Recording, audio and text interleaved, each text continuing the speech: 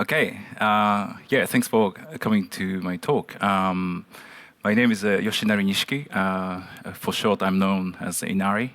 I've been based in the Netherlands for the past 7 years, but I'm just started my PhD, engineering PhD, remotely from my hometown in Japan.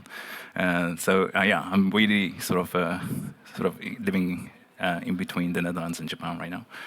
Um, this title of the talk is Critical Making via Unmaking towards Unmaking. I just wanted to ask, okay, who knows critical making here? And who knows Unmaking here? Okay, it's really good. Okay, this is really good start. Okay, thanks so much. So, just gonna start my talk then. So I'm gonna first go into the very last one, and Unmaking with the brackets. So it's a new kind of making practice based on a new kind of productivity argument, where the more one avoids production, the more productive they are. What it means is that we're still pretty much living in this world based on like time and motion study, which was initiated in the 20th century, early 20th century, where basically the more you can produce in a limited time frame, the more productive you are. But then if you think about it, the environmental crisis and all situations right now, actually the productivity measurement should be opposite. The more you can avoid production in a limited time frame, the more productive you are. So that's basically the argument trying to make.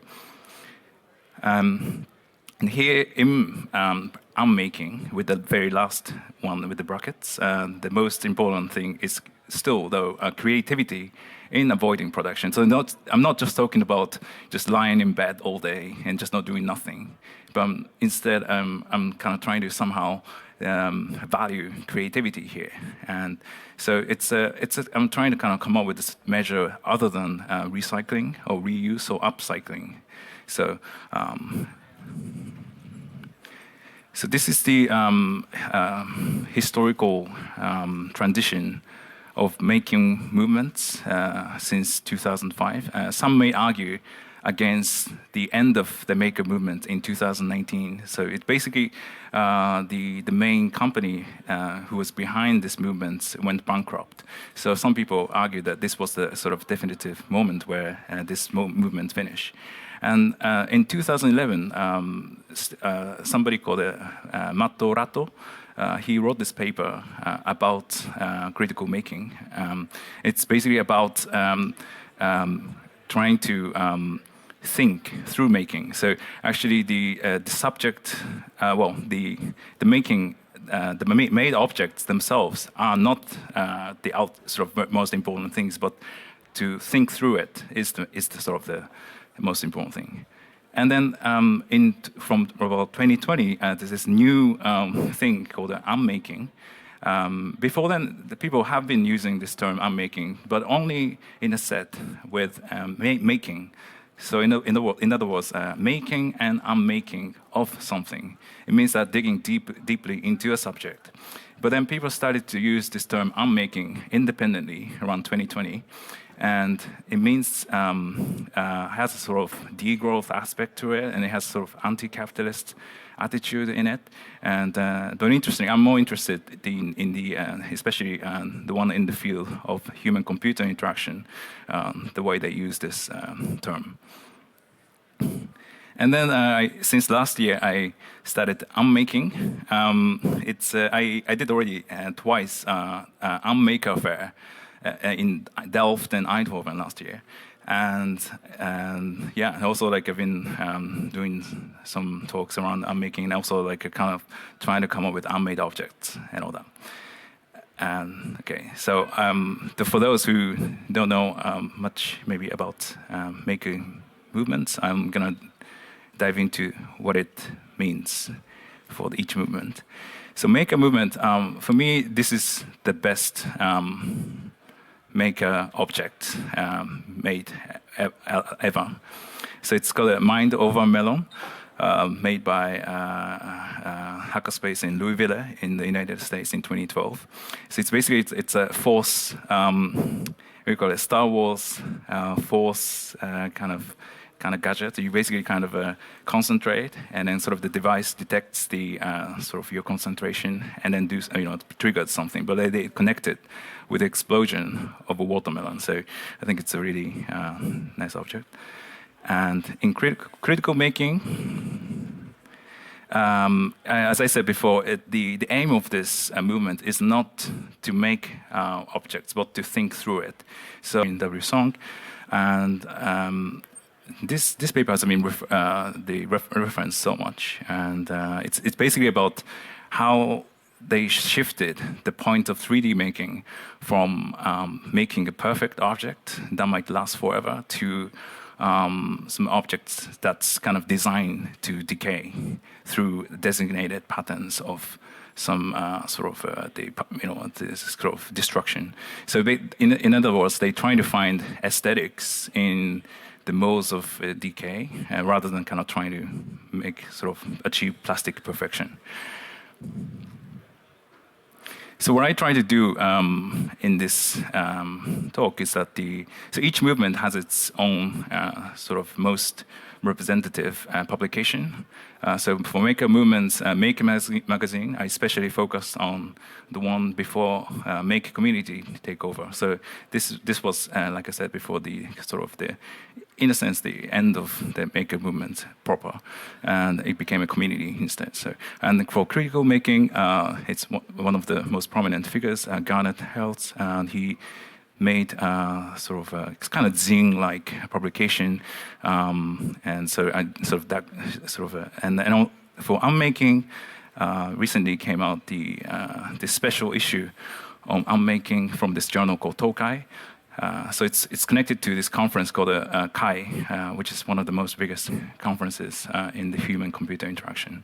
So I try to basically find historical foundation of this concept of unmaking in each publication. So basically, my argument is that people already, while making things or kind of trying to think through making, or they already kind of had this idea of not making things or not wanting to make things. So let's see where you can find it. So unmade-ish objects you can find in Make magazine. This is a 10-second stomp rocket. So it's like instead of like a kind of in Make magazine, you find a lot of projects centered around rockets. And so, but this person just thought that from this package drink, just you insert something and you can just immediately launch a rocket without making any kind of effort.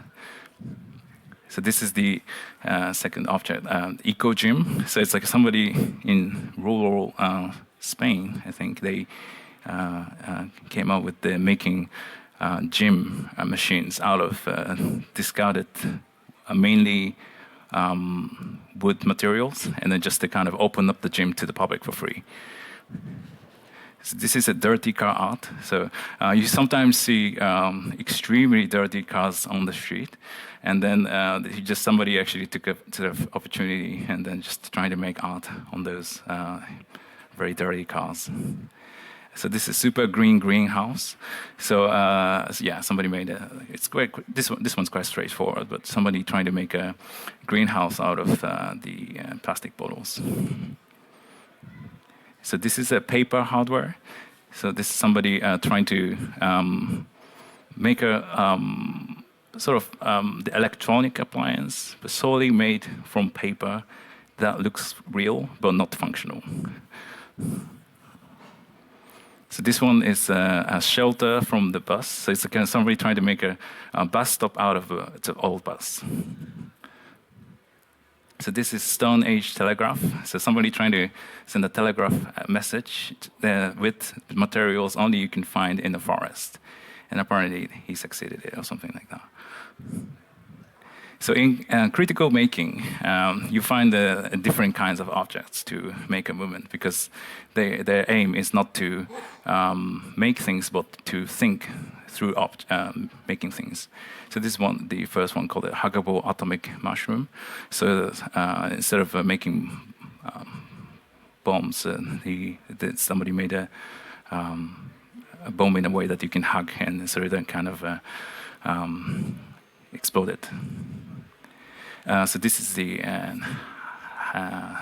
hazmat kite. So there's somebody did a artist in residence in the polluted area, and then just sort of trying to indicate the sign of pollution, and he kind of flew the kite with this sort of toxic sign. So this is the first hackerspace founded in China, and so it's kind of a strange attempt in a sense because just they had to make things from necessity, but then they kind of they combined it with this sort of countercultural culture. This is somebody who trying to make artworks based on more contingencies. They didn't want to just trying to make things that they had in mind, but they instead kind of let the artwork the kind of take over the flow and then just see what it comes out. So in unmade-ish objects you can find in Tokai. It's in Unmaking and without brackets. So instead of this is the Unmaking. It's got a paper titled "Unmaking Electronic Waste" from this year, 2024, and it's about how you can sort of do differently with sort of streams of electronic instead of just kind of make things and then discarding. And this is called a remake to unmake to remake, materiality-driven rapid prototyping. It's a project focused on recycling 3D printed materials, and because what happens normally is that you print something and you have to just throw it. So instead, they came up with some sort of structures that you can sort of rebuild some stuff with it. So just kind of clever structures that they came up with, and then they built something, and then just they sort of dismantled it and build again and stuff. So this is a bit peculiar research, but it's called Unmaking Data Imaginaries, the Data Epics. And it's a research where they asked some science fiction writers to come up with different ways to write about, or to express about data. And sort of this is what they came up with. And sort of the data was kind of depicted in different ways, like the selves mirroring multiple image identities, expansion, or the screen, or and peeling apart, or something like that.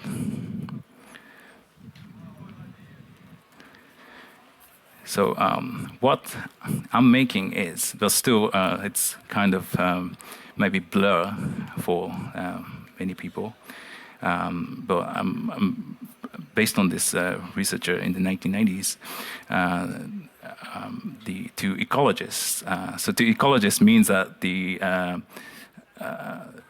ecologies are different to environmentalists. The way they more looking for radical change instead of a gradual shifts. So like those who are supporting electric cars and those things, they're more like environmentalists, and ecologists more kind of aiming for radical change. For those who are more looking for radical change, the only green product is the one that is not produced.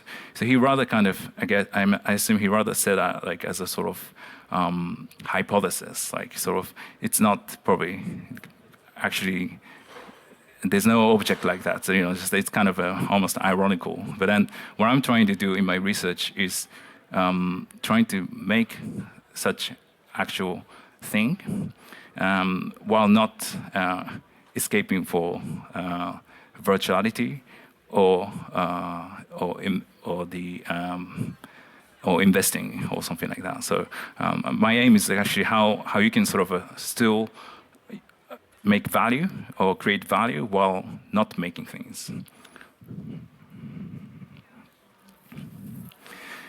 So if sort of those like what I call the unmade objects, technically non-produced items, material-wise, if they carry the highest value, and can we actually escape production? So that's the sort of question I'm trying to ask. And there's some sort of a bureaucratic hack and kind of stuff that I'm trying to apply, but I'm not going to go into details here. So this is more like a qualitative aspect of this unmade object. So it's kind of the feeling of how you can kind of still kind of come up with something while actively not making it. Is that it can be based on this Japanese saying called the 風が吹けば桶屋が儲かる. It means that when the wind blows, the barrel maker prospers. The barrel maker becomes profitable. So it's an ancient kind of saying. So where the wind blows up the sand, and then sand gets into people's eyes. And back in the days, the blind people could only play this traditional instrument called the shamisen. And then this shamisen were back in the days made from cat skins. And as a result, there are less cats on the street. And as a result, there are more rats on the street. And those more rats basically then ate more barrels. And so that's how the sort of saying works. And basically then kind of the point of Unmaking for me is that how you can try to cause this to happen with intention. So it's basically what it means that based on how you sort of situate yourself in a sort of situation or how you might find some value in some things, and then you can kind of sort of let the supply chain like form for you instead of you actively making it. Because once you try to sort of focus to make something with intention, then you just inevitably make some byproducts, externalities, and that's like inevitable. So just kind of how I'm trying to sort of explore how you can just let things form up for you instead of sort of making any kind of products. So yeah, that's what the Unmaking is all about. And again, and it's a bit shorter than I expected, but yeah, I'm open to questions. Yeah, thanks so much. Thank you, Inari, for this nice talk. A little bit of art, a little bit of philosophy, a lot of constructing, deconstructing things. I would like to ask you now if you have questions, and I come to you and give it up, please. Is your concept mainly focused on material things? What is it about services or immaterial values? They are not a problem if we make them, or is it not the same?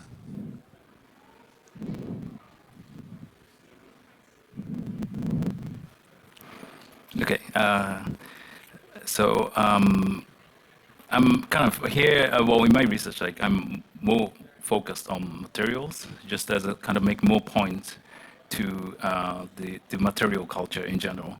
So, but of course, the services or like actually, I've made some unmade objects, more kind of the immaterial or sort of approach unmade objects myself. But then it's definitely in the scope, but not the main focus of my research. Just to kind of, because since we primarily live in a material culture, then I'm kind of trying to tackle this problem of having to make things material-wise.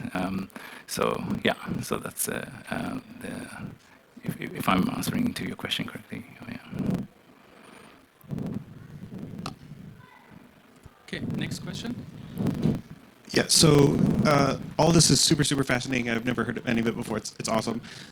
This idea that you let these supply lines naturally emerge rather than forcing them, you lose a certain amount of efficiency, I would guess, because with a factory you could produce a whole bunch, whereas if something naturally emerges, and that need emerges, you would have to make it on the spot, which reduces all the waste. And now I get to my question.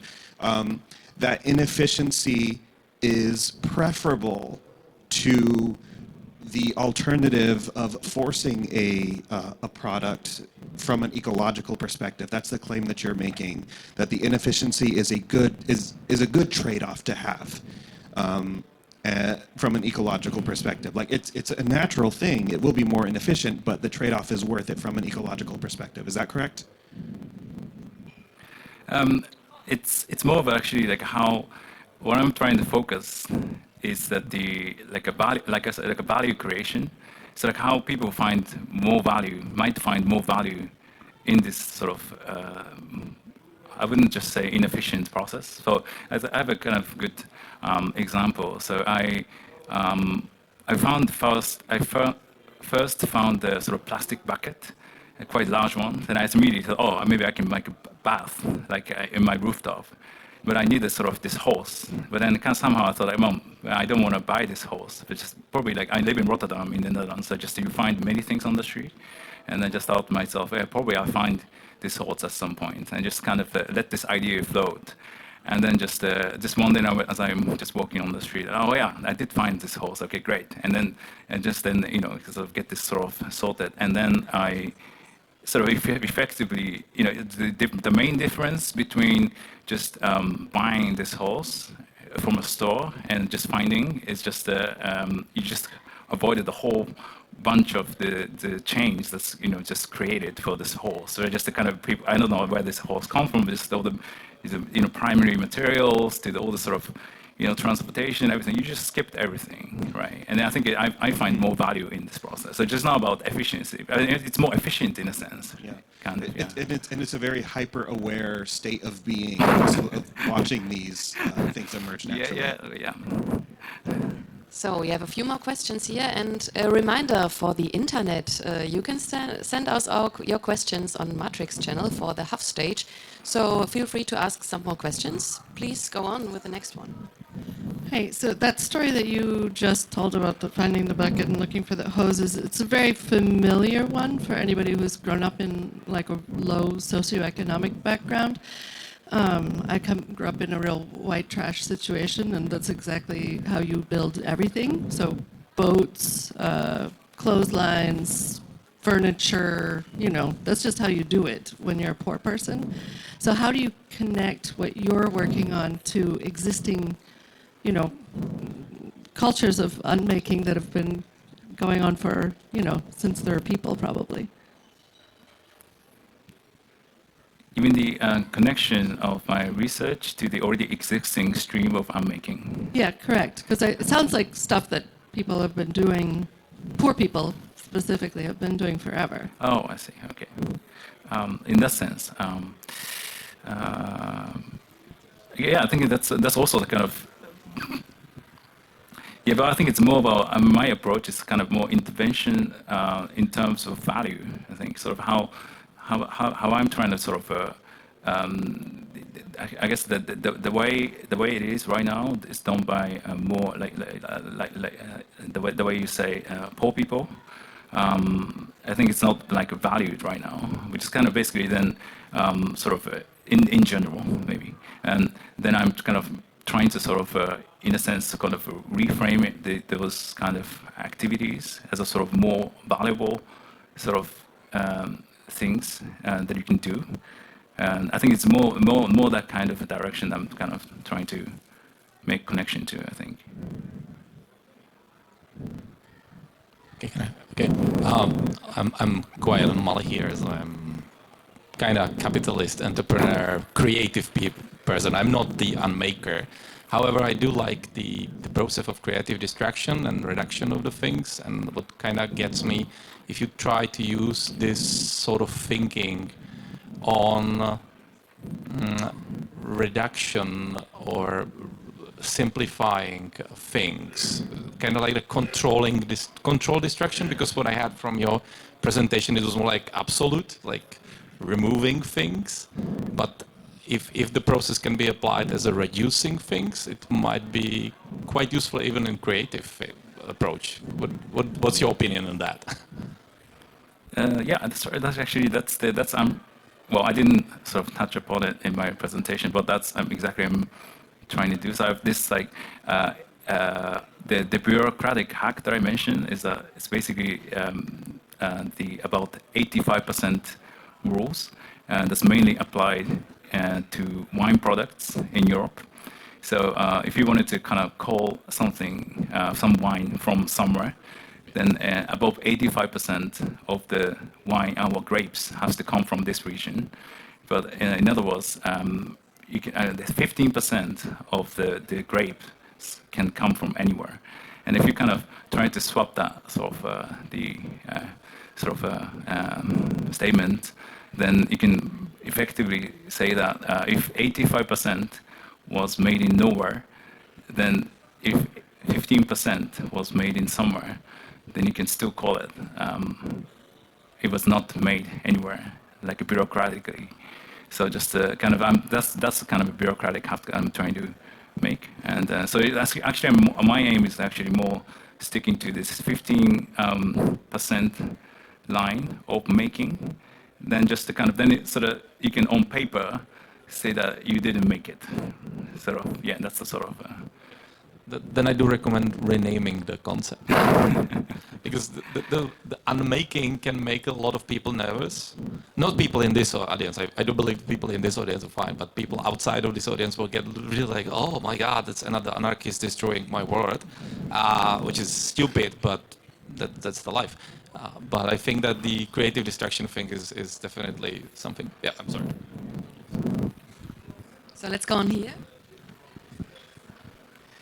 Yeah, I'm a physical instructor with a background of the Alexander technique, and for me the idea of unmaking is more positive actually, because Alexander had the idea that there's like the habit, and there's also something that we do involuntarily, habitually, and there's the idea of like non-doing and undoing what you habitually do.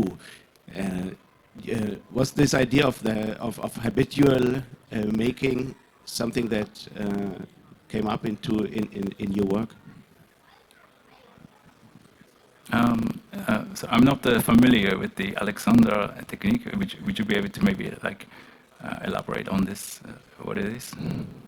It's a kind of introspective psychophysical observation, and with that you can find out about your like physical habits, and if you discover the habits, that you can go into the process of undoing them, or going into the non-doing of the making.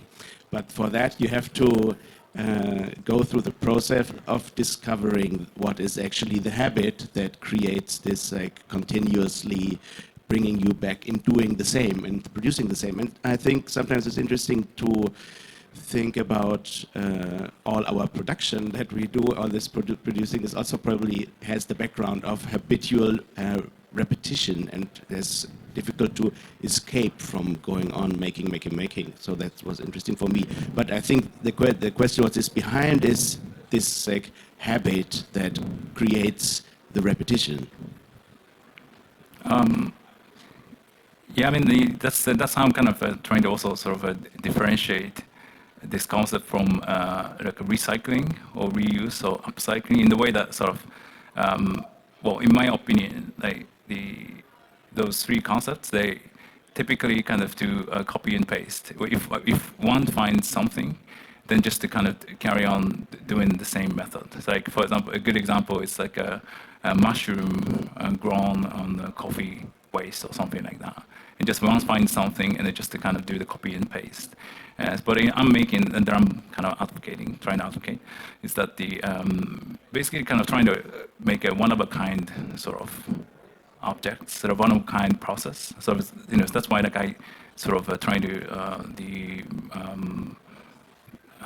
make the creativity in avoiding production is like kind of key concept. So yeah, sort of how you can sort of challenge yourself, like in kind of not just kind of scavenging things from the streets, but kind of new processes that maybe no one ever did it before and kind of stuff like that. So it's answering your question. I'm not sure. Yeah.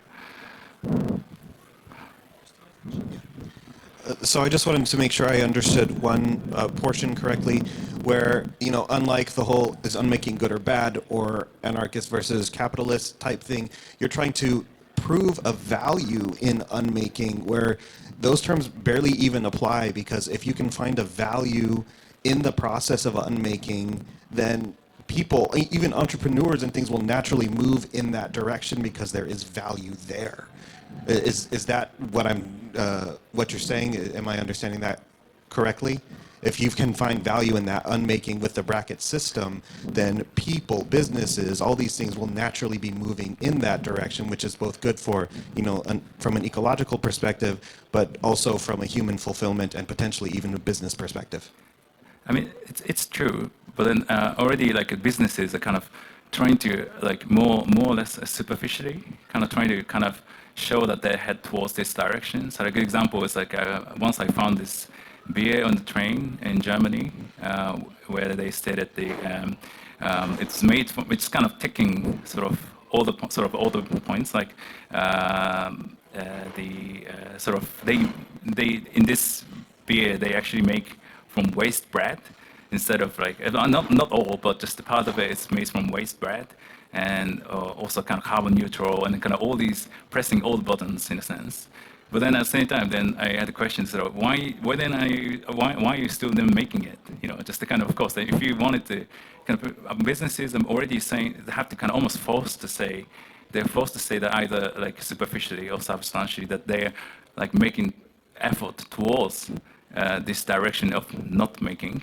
But then my question is that why then actually how can we really achieve the status of not making? Because at the end of the day, to me, they still seems to be heading towards the direction of making. But yeah, still, yeah. So they kind of try. And what I'm trying to do here is kind of trying to sort of flip the sort of. That's why the productivity argument comes in. Sort of somehow we need to kind of shift the productivity argument to the more you avoid production in a creative way, the more value you are making, kind of, then you can sort of, then at the moment still how the economy functions and everything, I think it's just all based on how, based on this like a time and motion study way of thinking. So just that the more you produce in a limited time frame, the more productive you are. Maybe we still cannot get rid of this thing. So, so that's what I'm trying to sort of do, yeah. Hi, I have a more free software perspective, so free is as in freedom. And for instance, if you take a like useful product like a Flash programmer, there is also another way to do it without producing anything. This is like writing software or documentation to do it with hardware people already have. Does that kind of process fit into unmaking, or what do you think about that? Sorry, can you maybe... Basically, instead of producing hardware, you write software or documentation to do the same thing with hardware people already have.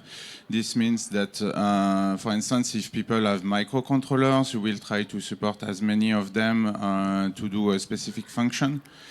And so people don't have to buy the hardware to do this function, but instead like install software on things they already have. But it's more work and so on. Does that fit into the definition of unmaking or not? In a sense, yes, but I think I see this more as a sort of escaping for the virtuality. But what I'm trying to do is that still kind of trying to primarily deal with only materials and then trying to sort of achieve the same.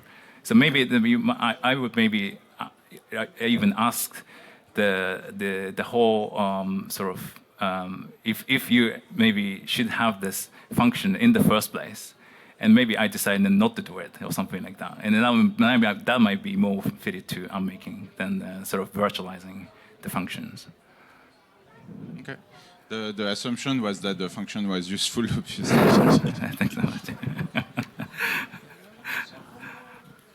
There is one more question in the back. I'm sorry, I need to get back to my thing about the names and naming, because I'm actually teaching on the 2 universities too, by the way, as a side job, and they are kind of conservative one. How do you want to surpass the general problem of the human being of the risk aversion, loss aversion? Because in the moment you create the unmaking, and you call it unmaking, that everybody's kind of afraid of losing things. So how to, maybe it's just in a naming or approach, and I do understand your concept, I'm quite fine with that, but how do you get over the monkeys in our heads?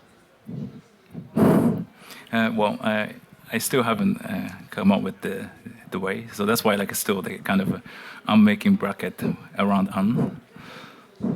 I personally like the Israeli concept of creative destruction. And it's true is that when you go to Israeli startup ecosystem, I'm quite connected there, it's working in a society. True is you need a strong military to beat out of your head the habits. That's the unfortunate thing.